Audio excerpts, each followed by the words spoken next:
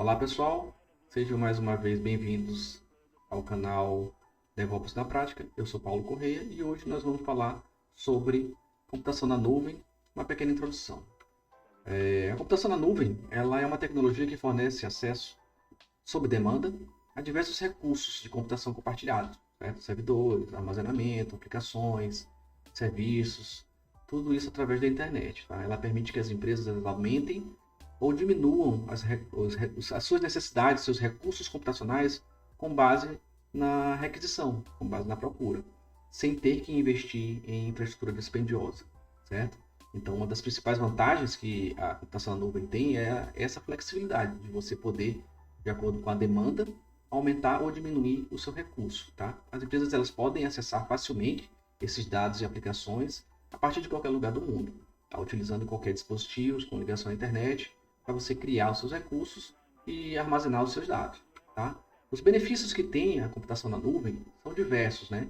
Então, além de flexibilidade, ela oferece também a possibilidade de escalabilidade e rentabilidade. Então, quando você transfere seus dados para a nuvem, as empresas elas podem aumentar ou diminuir de forma muito rápida com base na demanda sem ter que investir nessa infraestrutura, como eu falei anteriormente. Então, além disso, a computação na nuvem ela permite que as empresas elas possam acessar os seus dados e aplicações a partir de qualquer lugar do mundo, então utilizando qualquer dispositivo. E isso facilita muito o trabalho remoto dos funcionários. Pode melhorar ainda muito mais a colaboração e pode colaborar também a produtividade, uma vez que você pode estar em qualquer lugar do mundo para você acessar os seus recursos, administrar os recursos da sua empresa, acessar os dados e efetuar diversos tipos de administrativos, né, de recursos administrativos que você pode fazer em computação da nuvem. Uma das principais características é o acesso sob demanda, tá? Então, os utilizadores, os usuários, eles vão poder fornecer recursos conforme necessário, sem interatividade humana. O que eu quero dizer com isso? Se você tem uma aplicação que ela precisa de mais recurso, então você pode programar a sua nuvem, o seu recurso, a sua aplicação, o seu ambiente virtual, para que ele disponibilize esse recurso a mais a partir daquela demanda do usuário. Tá? Então isso é um benefício muito grande e que não são todas as tecnologias que funcionam. Por exemplo, se você for precisar ter que fazer esse tipo de benefício, tentar fazer isso numa infraestrutura on-premises, uma infraestrutura local, um data center local, você vai ter um pouco mais de mão de obra para poder realizar o mesmo tipo de benefício. Tá? Então, um outro benefício é o amplo acesso à internet, à rede. Então, os serviços eles são facilmente acessados por internet por mecanismos diversos. Tá? Então, você também tem um pool de recursos. Então, quando eu falo pool de recursos, é uma grande quantidade de serviços computacionais que podem ser compartilhados e atribuídos dinamicamente a vários outros utilizadores. Por exemplo, as nuvens elas fornecem serviços de banco de dados, elas fornecem serviços de computação, de máquinas virtuais, elas fornecem serviços de storage e diversos outros serviços. Então, esses serviços, mais uma vez, se você fosse ter que criar um recurso de storage, você teria que efetuar uma grande mão de obra para comprar recurso, adicionar um disco rígido na sua storage. Então, teriam muitas coisas que deveriam ser feitas para você alcançar o mesmo tipo de benefício que a nuvem já fornece com mais facilidade. Tá? Além disso, a elasticidade, que ela está diretamente ligada a isso, porque os recursos eles podem ser muito facilmente aumentados ou reduzidos. Por exemplo, eu posso criar uma máquina virtual, e essa máquina virtual eu posso determinar que ela vai começar tendo 1 GB de RAM e 1 GB de memória. Contudo, a partir da demanda da minha aplicação, eu percebo que essa máquina ela agora necessita ter o dobro de memória e o dobro de processamento. Então eu posso facilmente, na nuvem, configurar a minha máquina e utilizar uma outra máquina que ofereça aquela quantidade de recursos. Então isso me fornece a elasticidade. Se eu for realizar esse mesmo tipo de ação em uma infraestrutura local, on-premises, eu vou ter muito mais dificuldade e possivelmente até ter um downtime na aplicação, o que não é uma coisa que nós possamos dizer que seja seguro de se fazer, dependendo do tipo de aplicação. Tá? Mas é possível, contudo, com um pouco mais de dificuldade. Uma das coisas mais interessantes do benefício de utilização da computação em nuvem é realmente o pagamento. O pagamento, quando você vai realizar o pagamento daquilo que você usou, é diferente quando você compra a infraestrutura local. Quando você faz você adquire uma infraestrutura local, você já está efetuando o pagamento daquela máquina com muita quantidade de RAM, com muito processamento, e isso já vai ter sido feito imediatamente antes de você adquirir aquele recurso. Na computação em nuvem, não. Na computação em nuvem, você vai pagar de acordo com o seu consumo. Você vai pagar de acordo com aquilo que você utilizou. Se você utilizou determinado recurso para criar uma máquina virtual, você vai pagar. Se você utilizou uma máquina virtual um pouco mais, que exige um pouco mais de processamento, você vai pagar um pouco mais. Se você utilizou um banco de dados, você utilizou um banco de dados dependendo da cloud, você vai pagar pela quantidade de tabelas, você vai pagar pela quantidade de transferência de dados. Então, o uso de clouds, da computação em nuvem principalmente, ela tem essa vantagem de trazer o pagamento conforme o uso, então conforme o consumo e o tempo de utilização, porque muitas clouds elas fornecem diversos tipos de cobrança. Algumas clouds elas cobram pelo recurso estar sendo utilizado, outras cobram pelo recurso apenas ligado, se ele estiver desligado não é cobrado, e algumas também clouds elas também trabalham com a demanda. Se você faz muita transferência, você vai pagar mais. Se você faz menos transferência, você vai pagar menos. Então, isso depende um pouco da característica de cada cloud que você vai utilizar. Mas, em geral, são esses os benefícios e as características da computação em nuvem. A computação em nuvem, pessoal, a gente tem basicamente 3 tipos principais. Então, a gente tem as clouds públicas, as clouds privadas e as clouds híbridas. Tá? E elas têm algumas características de diferença entre cada uma delas. As nuvens públicas, por exemplo, elas são, na sua maioria, de propriedade das grandes operadoras, dos provedores terceirizados que oferecem recursos de computação para qualquer pessoa que queira usar. Né? Por exemplo, a gente tem aí a principal cloud, a AWS, que é a da Amazon, a Azure da Microsoft e a Google Cloud da Google, a GCP. A gente tem diversas outras clouds, tem a cloud da Oracle, a cloud da Huawei, tem a cloud da Alibaba, então tem várias outras clouds. Então a gente tem outras clouds que trabalham com esse tipo de serviço. Tem clouds que fornecem mais serviços, tem clouds que fornecem menos serviços. Por exemplo, uma das clouds mais utilizadas e que fornecem menos serviços, e por oferecer menos serviços elas são um pouco mais baratas, são a DigitalOcean, a Linode e a Vultr. Elas são clouds bem acessíveis, clouds públicas que você pode utilizar e entender como funciona o conceito de cloud. Tá? O outro tipo de cloud que nós temos são as clouds privadas, as nuvens privadas.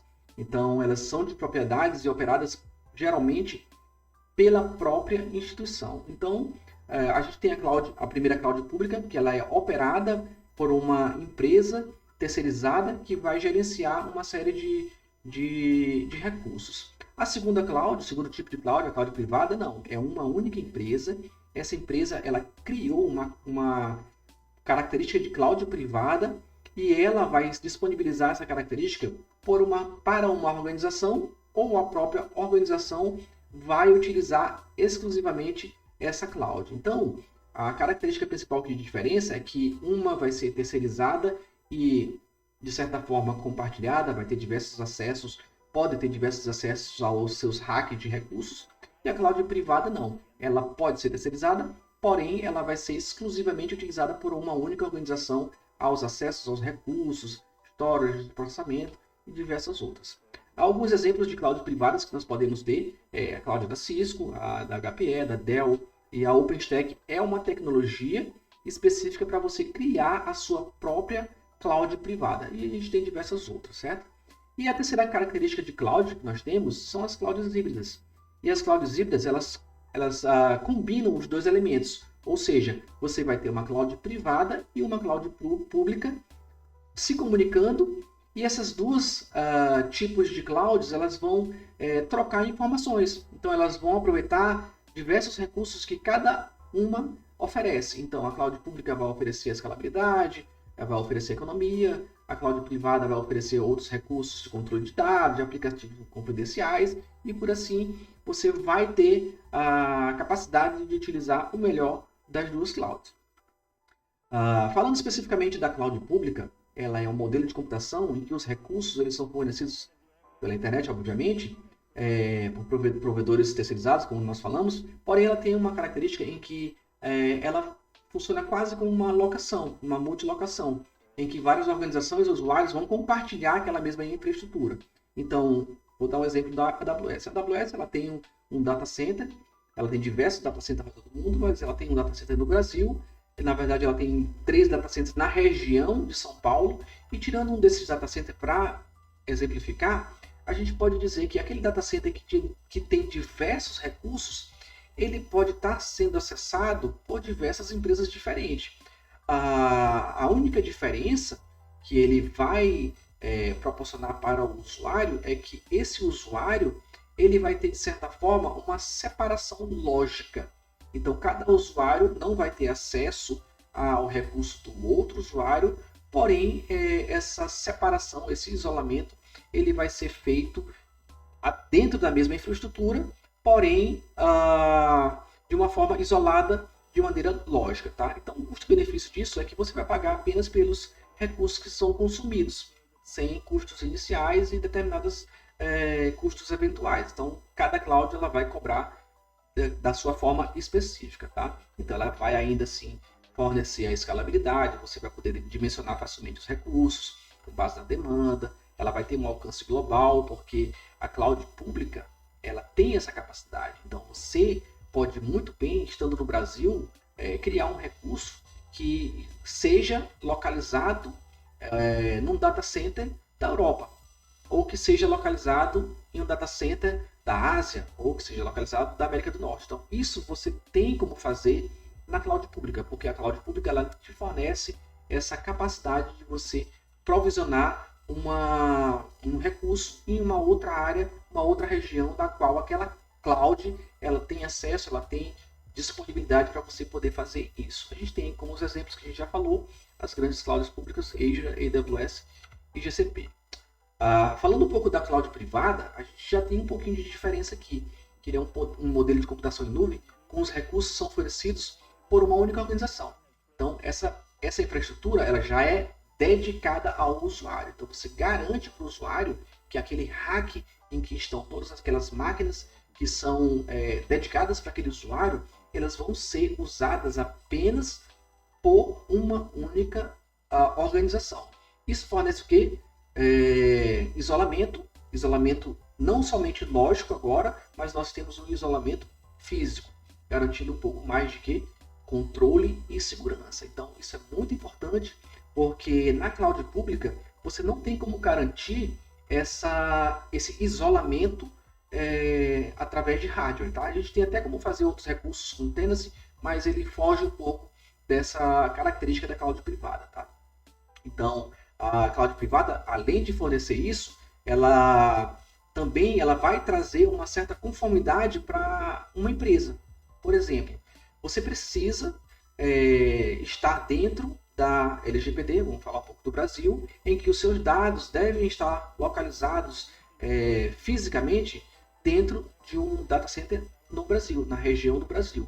Então, com uma cloud pública localizada no Brasil, na região do Brasil, independente do estado, depende muito da lei, então você tem como entrar em conformidade com essa característica e a cloud privada ela pode oferecer isso para você. Tá? Então, por isso que muitas empresas elas têm resistência em ir para a cloud pública. Por quê? Porque muitas das vezes elas precisam garantir que os seus dados estarão sendo armazenados localmente ou apenas em uma região dentro da região, vamos supor, do seu país, e isso faça com que ela entre em conformidade com aquela lei. E falando um pouco aqui sobre o momento que você vai decidir se você vai utilizar uma cloud pública ou uma cloud privada, a gente tem que levar em consideração diversos fatores. Entre esses fatores, principalmente, a gente vai ter que entender a acessibilidade dos dados, a gente tem que entender quais são os requisitos de segurança para que você tenha um pouco mais de sensibilidade aos seus dados. Como a gente falou anteriormente, a conformidade. A gente tem que saber se a sua cloud ela vai estar em conformidade com os regulamentos específicos do setor. Então, você tem que analisar se aquelas leis que estão, de certa forma, gerindo a sua companhia, a sua empresa, elas estão em conformidade. E isso vai depender, isso interfere no tipo de cloud que você tem que escolher. Tá? Outra coisa é a escalabilidade. A gente já sabe que a cloud pública ela é mais escalável do que a cloud privada. Não quer dizer que a cloud privada não seja escalável. Ela é escalável até certo ponto, porque vai alcançar o limite dos seus recursos. Então, a escalabilidade da cloud pública ela vai ser maior, porque o limite dela é maior. Então, você pode agregar diversas contas, aumentar a sua capacidade computacional, e isso interfere drasticamente dependendo do seu negócio. Tá? Então, uma outra característica muito importante é a questão dos custos. Então, comparar custos da cloud pública com uma infraestrutura de cloud privada é bem complexo, porque na cloud privada você já vai ter que comprar recursos, comprar hardware, instalar hardware, manter profissionais para gerenciar a sua infraestrutura, profissionais de segurança, profissionais de analista de rede. Então, uma série de coisas deve ser pensada para ser, de certa forma, calculada naquele momento de você fazer a comparação. E a cloud pública, você não tem que se preocupar com o gerenciamento da sua infraestrutura. O gerenciamento da sua infraestrutura ela vai ficar a cargo da empresa que está fazendo aquela locação desse serviço para você. No caso, se você estiver utilizando a AWS, ou a Azure, ou a GCP, então os profissionais dessas empresas eles vão ser responsáveis por gerir a infraestrutura. Então, em muitos casos, eles fornecem SLAs para você saber que o seu serviço ele vai ter a garantia de disponibilidade de tempo. Então, isso são outros assuntos que devem ser levados em consideração, porque alguns serviços eles precisam ter garantia de indisponibilidade. Então, você não pode ter o seu serviço disponível. E isso é uma coisa também interessante, porque no momento que você tiver um data center local, uma infraestrutura on-premises, se você tiver algum problema durante a madrugada, que é muito comum acontecer, algum problema eventual, você tem que disponibilizar aquele seu funcionário para ele se deslocar ao data center, se necessário, para fazer a intervenção diretamente no data center. Tá? Então, nesse caso específico, se fosse uma cloud pública, não teria necessidade. Muitas das vezes, quem vai intervir é o profissional da AWS. Tá?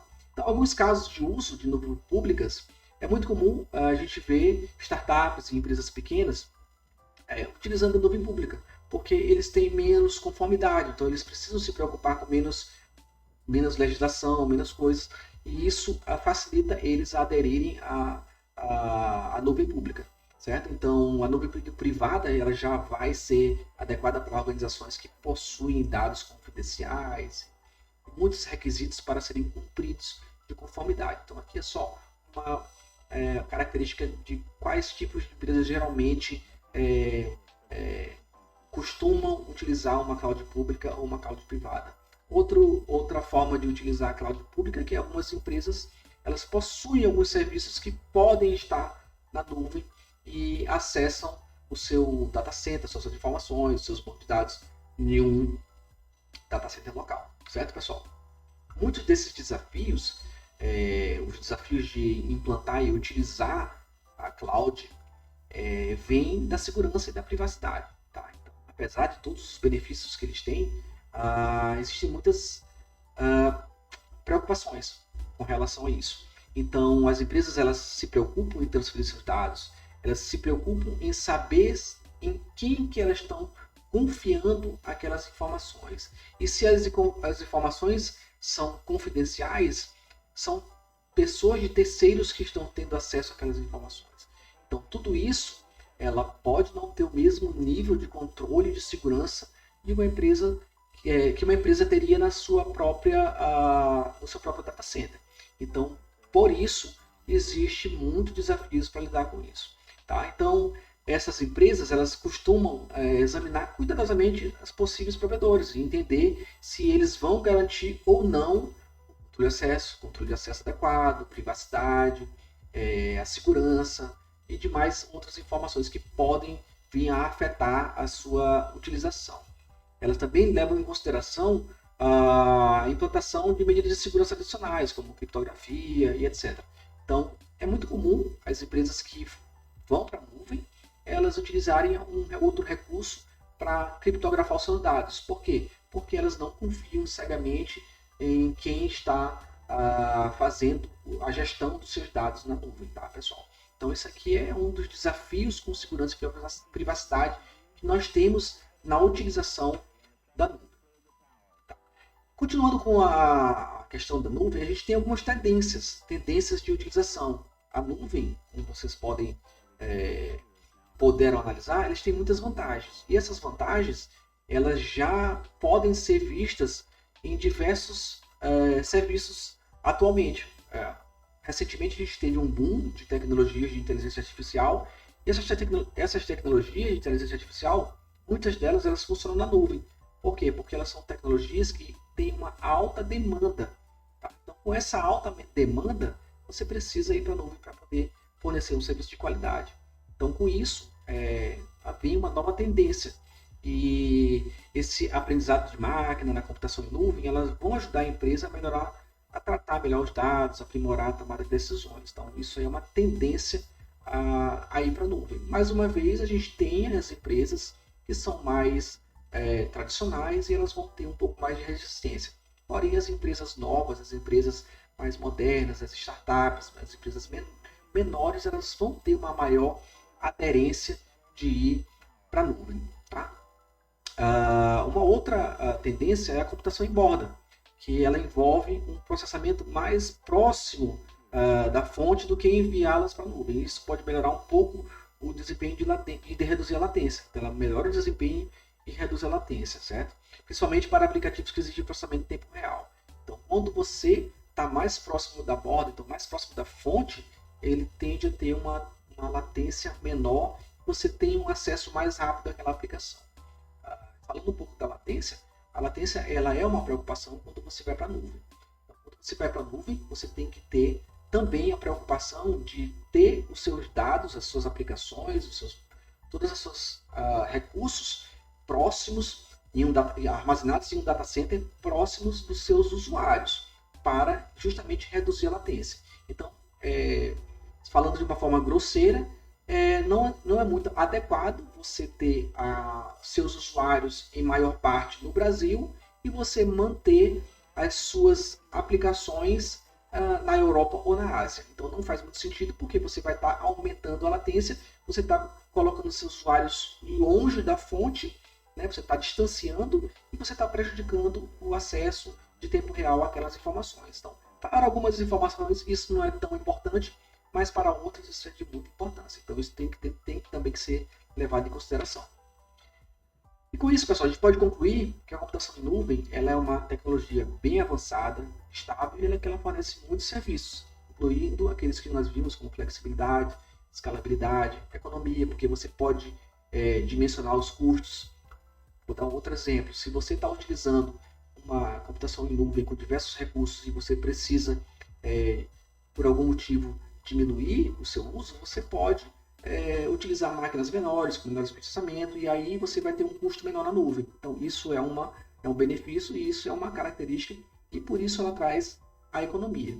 Também ela gera as preocupações em relação à segurança e privacidade. Então isso deve ser tratado com muito cuidado, tanto pelas empresas quanto os provedores de nuvem. Então, a gente vendo uma tendência mais para o futuro é que a computação em nuvem ela vai evoluir muito e à medida que essas novas tecnologias de inteligência artificial elas forem sendo desenvolvidas, a gente vai acabar se adaptando e entrando em conformidade. Então, essas mudanças elas vão continuar permanecendo bem competitivas e bem sucedidas, como a gente já vê o caso aí do ChatGPT e de diversas outras tecnologias de IA que estão bastante evoluídas e sendo entregue ao mundo todo. Certo, pessoal? Eu agradeço pela sua participação mais uma vez, por você ter ficado até o final. Eu peço que você se inscreva no canal e que dê um like, tá bom? Obrigado, até a próxima.